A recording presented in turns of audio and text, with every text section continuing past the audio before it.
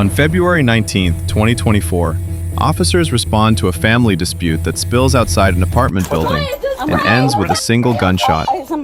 When police arrive, the suspected weapon is already hidden, not in the home, in a red vehicle, and the person who fired it is standing just feet away, asking one question over and over: is he alive? But what investigators learn next, through a sister's timeline and the mother's own interview, changes everything. Send in the medic. What's in it? It's in my car. Where at? Which car? The red one. Red car? Okay, step over there. Ma'am. No, I don't care. See my mom. Go over there with your mom. Go inside.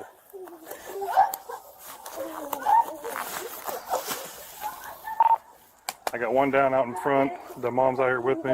I got several people inside the apartment. You okay, boss?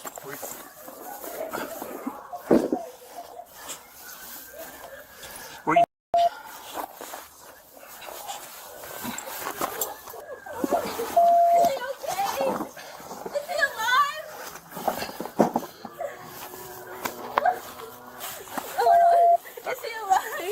No, he's not. Jesus, please. Back away. No.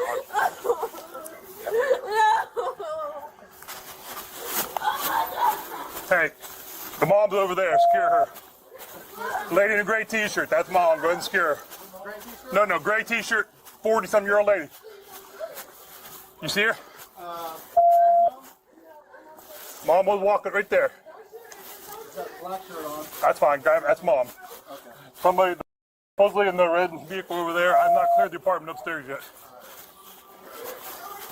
Nobody's else upstairs? Okay. Her son? Mom supposedly shot son. Apparently this is son. This is sisters or relatives here. They're coming down to us. We're just gonna pick him up. Just gonna pick him and go? Left shoulder. Up in his left shoulder. We're just gonna pick him up. Jihad Hughes is his name. I don't know how old he is. Is he the only person? Only person we know of right now. Did we find the Yeah, it's upper right shoulder. It's high in the shoulder right here going that way. We've got one victim. Only victim we know of right here. Maybe Brian. Suspect. Okay. Here, I got the pair. I'll do the horse. Yep. No medical attention. You don't need it. You might have a pocket knife on you. Right here. Yeah. I don't know where. Got it. It's not. Anything else on you? No. Okay. All right. Have a seat. Watch your head down there. Watch your head. Watch your head. Okay. Sit down. She got oil on her. You Okay. got hot oil? No. Okay. All right, I'm gonna put this in your car. 142. Mark is clear. Excuse me. Yes, ma'am. Can you get me out? Can you get me out there? I need to throw up. Okay, 1 second. Please, please, God, please, God. Oh God, oh God, Jesus. Oh God, oh God, oh God. Here, get some air. God, please, God, Okay. oh We're God, gonna have some air. oh God, yeah, oh God, please, God. Okay. One thing at a time. You don't know. One thing at God a have time. mercy. Oh. Oh. All right. What is your first name? LaQuandra Williams. What? LaQuandra Williams. Can you spell it? Q-U-A-N-D-R-A? Yes. I don't even know what happened. So I came home from work. I own a business, and my son drove my car today. I asked him where he take my car to, because I got my car fixed this weekend, and he went answer me, and I said, I said, Jihad, I'm talking to you. He went answer me, and he don't like my boyfriend. He said, I'm going to kill you and your boyfriend. We were fighting in my living room. He never did that to me. And then I have a gun. He has a gun of mine too. Like, we always get into it. Like, I don't believe this is happening. Like, I can't even cry. Like, that's my child. Like, you don't know. God have mercy, man. What in the world had happened? My whole life. I raised him and took care of my kid. Moved from Youngstown to here. And we've been going through hell ever since. So that's your son? Yes. Okay. How old is he? I'm just curious. He's 21. He's 21. Okay. Hi. Hold on 1 second. I'm Detective Zimmer. This is Detective Paulson. How old are you?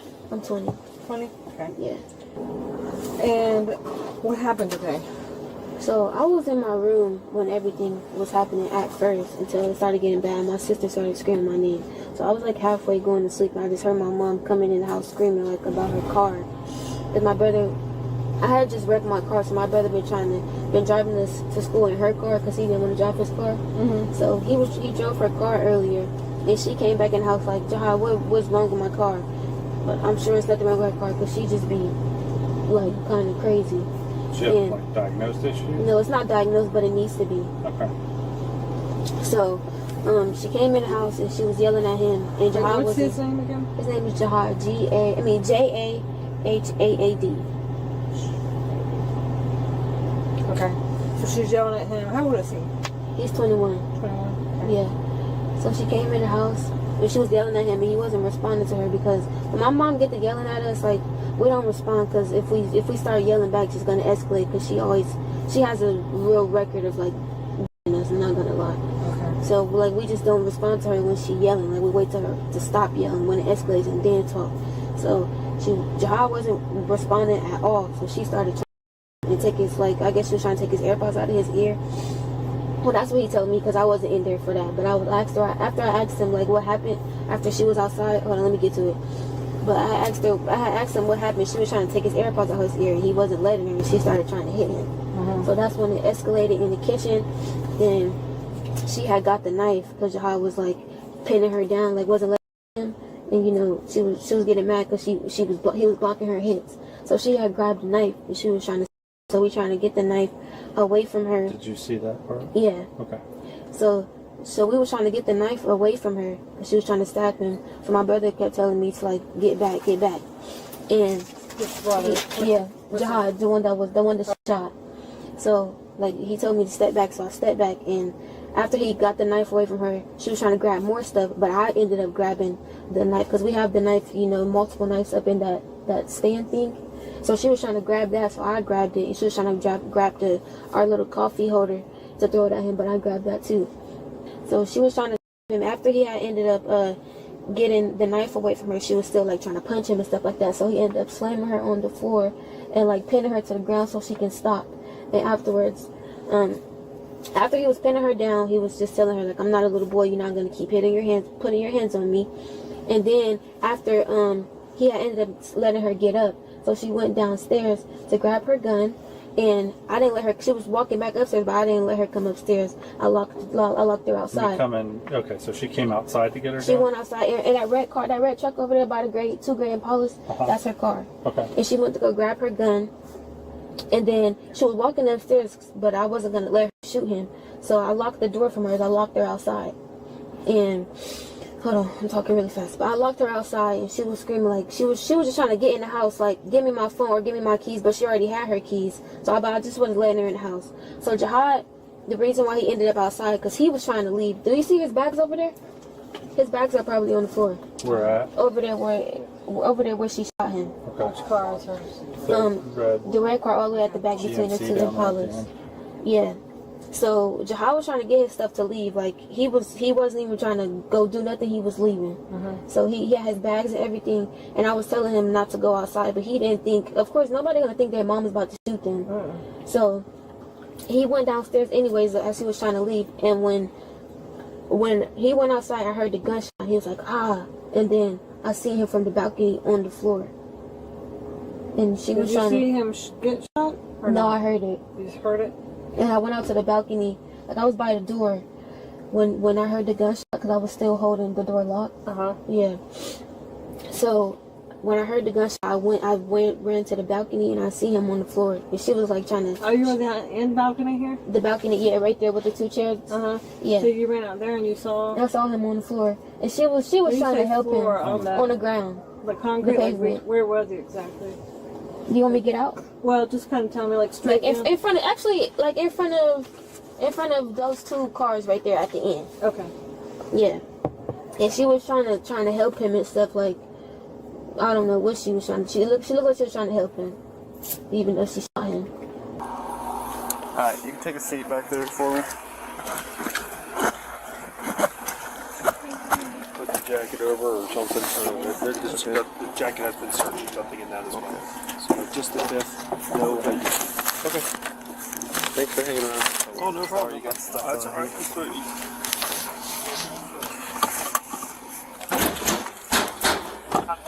That's good. That's no fault. 93 for stopping by. Will be 1 district. Oh my goodness. Look at this life.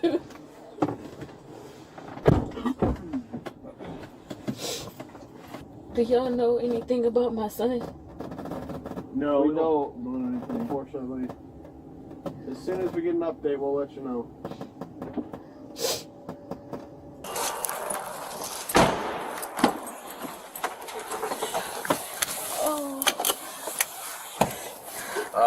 Robinson, turn the car back on.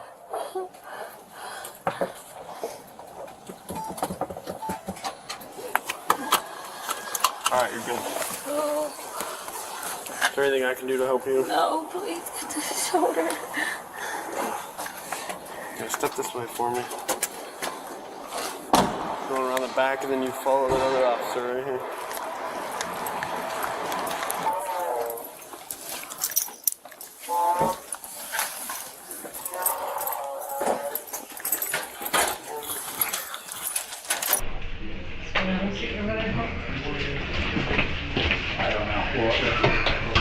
I'm this is Detective Policy coming in here. We're going to read you your rights. Have you ever had the rights to read before? No? Okay. Well, we'll go over kind of slowly to make sure you understand them all. We'll ask a couple goofy questions at the beginning of it. So just bear with us. I'm going to give you this so you can follow along with us. Can you tell me what happened?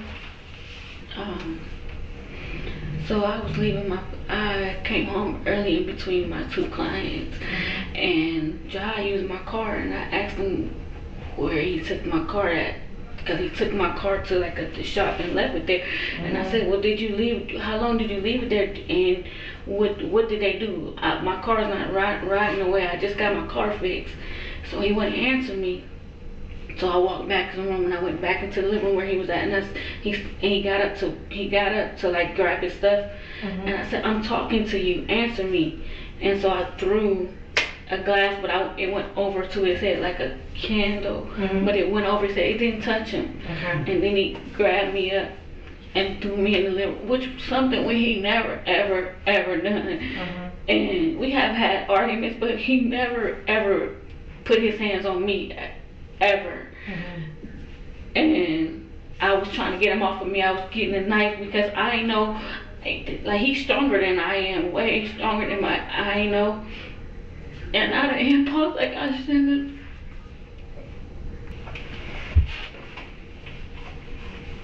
have. Well, I will tell you, unfortunately, your son did not make it. Oh, And I'm so sorry. what?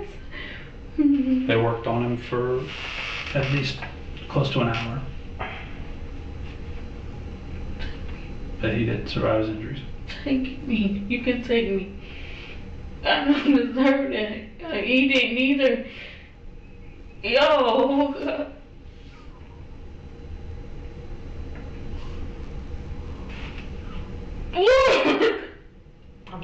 Yeah, I know the pressures, and I feel like that's what happened to me. I feel like you just snapped because you just got so angry. And everything, like, no, y'all. What? Y'all said he gone for real? No, I killed my son. Oh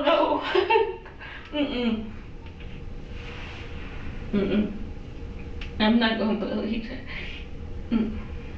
And I kind of figured something was going on. When nobody talked to me while I was out there, I'm like, tell me what's going on. Well, those guys aren't allowed to. The patrol Yeah, I guys did not aren't mean allowed. to do that. I did not mean to do that. I did not mean to do that. Y'all.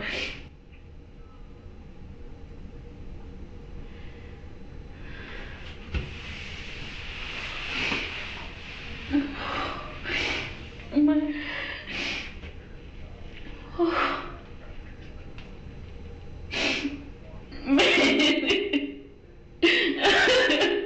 Oh God.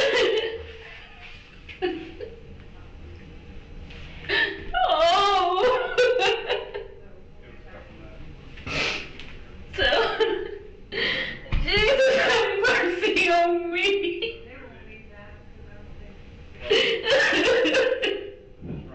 Forgive me.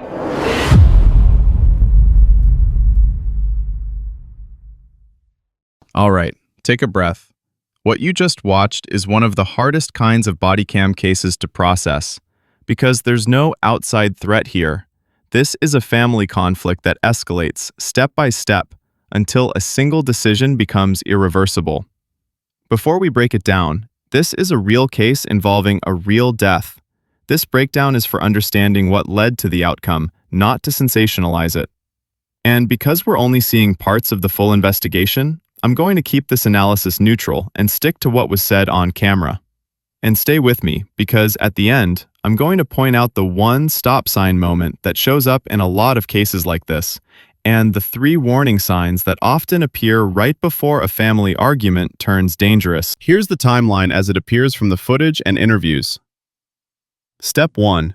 The trigger is a dispute about the car. The mother comes home and wants answers about where the car went and what was done to it. The son doesn't respond. Step 2. The argument escalates from yelling into physical conflict.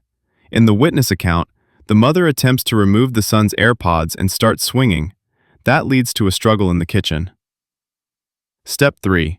A knife becomes part of the conflict. The sister describes the mother grabbing a knife and trying to use it, with family members trying to get it away. That is a major escalation point, because once a weapon enters the situation, the stakes change instantly. Step 4. The sister says her brother restrains the mother to stop the hitting, and after that, the mother goes downstairs toward the red vehicle where a firearm is located. Step 5. The sister says she locks the mother out to prevent her from coming back upstairs with the gun. Step 6. The son comes downstairs with bags, apparently trying to leave, and outside, a single gunshot is fired. The sister says she heard the shot and saw her brother on the ground from the balcony. Step 7.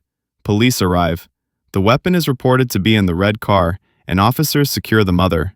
Medics work on the son for an extended period. Step 8.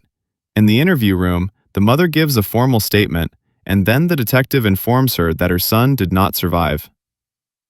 That's the cleanest version of the timeline, without speculation, based on what we hear in the footage. Now here's where it gets complicated, because there are 2 versions of the why behind the escalation, and that matters when investigators build the case. When something like this happens, detectives aren't just asking what happened. They're asking, who escalated first? When did weapons enter the situation? Was there an opportunity to disengage? What was the intent at the moment the gun was fired? The sister's account paints a picture of a pattern. When mom starts yelling, the family stays quiet because responding makes it worse. In that version, the mother's frustration turns physical, then becomes weapon-related. First a knife, then a firearm from the car. The mother's account emphasizes fear and feeling physically overpowered, saying she was grabbed or restrained and that she reached for a knife because she felt smaller and couldn't get free. Those versions aren't identical, but notice this. Both versions still show a steady escalation, from a car argument to physical confrontation to a weapon in play. And in criminal investigations, escalation matters because it helps answer the hardest question. Was this a tragic accident? A reckless decision? A heat of the moment intentional act? Or something else entirely? We don't get the full evidence file here: ballistics, distances, camera angles, forensic timelines, medical findings. So the most responsible approach is to acknowledge what's unknown while still learning from what's visible. Now let's talk about the stop sign moment I mentioned earlier. In this case, it's not the yelling. It's not even the first shove. It's the moment a weapon becomes part of the argument, and then the moment someone goes to retrieve a firearm. Because from that point forward, the conflict isn't just emotional anymore. It becomes a lethal risk scenario, even if nobody means for it to. And what makes this case especially tragic is the sister's detail that the son appeared to be trying to leave. Bags, moving away, exiting the situation. When one person is trying to disengage and the other introduces a firearm, you're no longer in a family argument. You're in a crisis. The death notification is the emotional center of this entire video. You see a human being go from denial to shock to grief to self-condemnation within seconds. And it's important to say this carefully. An emotional reaction after the fact doesn't automatically tell us what someone intended in the moment, but it does show something very real: how quickly anger can become regret and how permanent the consequences are. That's why detectives deliver that information in a controlled setting. From that point, every statement becomes part of the official record, and the investigation moves from shooting scene to death case. I'm not a lawyer, and laws vary by state, so think of this as a high-level explanation, not legal advice. The video states the mother was charged with second-degree murder, aggravated assault with a deadly weapon, and a charge related to using a firearm during a felony. In many jurisdictions, second-degree murder typically points to an unlawful killing that isn't premeditated in the way first-degree is, often tied to intent in the moment, extreme recklessness, or depraved indifference, depending on the state's definition. And the broader takeaway is this: when a firearm is introduced during an escalating confrontation, the legal system often treats that as a major aggravating factor, even if the person says, "I didn't mean it to go this far." Here are 3 warning signs that show up again and again before arguments turn dangerous. Warning sign number 1: repeated escalation patterns. If the same conflict cycles keep happening, yelling, shutting down, anger spiking, then the situation isn't just a bad day, it's a pattern, and patterns predict outcomes. Warning sign number 2: the moment a weapon enters the room. Any weapon, knife, blunt object, anything. That's your signal to stop debating and start creating distance. Warning sign number 3: blocking exits, stopping someone from leaving. Whether it's physically or emotionally, when someone tries to disengage and they're pursued, risks climb fast. The safest de-escalation move is often the simplest. Let the argument end by letting someone leave. In a second, I'll share the simplest de-escalation script you can use in real life. But first, I want to ask you one question about what you saw. In your opinion, what was the exact moment that should have been the stop sign? Was it the AirPods incident? The knife? The trip to the car? The locked door? Or the moment the son stepped outside with his bags? Drop that in the comments, but keep it respectful. A young man died here, and a family was destroyed in minutes. Here are a few non-judgmental, real-world lessons this case highlights. If tempers are rising, create space first. Don't win the argument, end the moment. A simple line like, "We're not solving this right now, I'm stepping away." If there's a firearm in the home or vehicle, secure it, especially during ongoing family conflict. The safest gun in a heated argument is the one nobody can access. If someone in the home struggles with emotional regulation or volatility, it's not an insult to name it. It's a safety issue. Support can be counseling, crisis resources, or family intervention, depending on circumstances. Because this case didn't start with murder, it started with frustration and a refusal to de-escalate.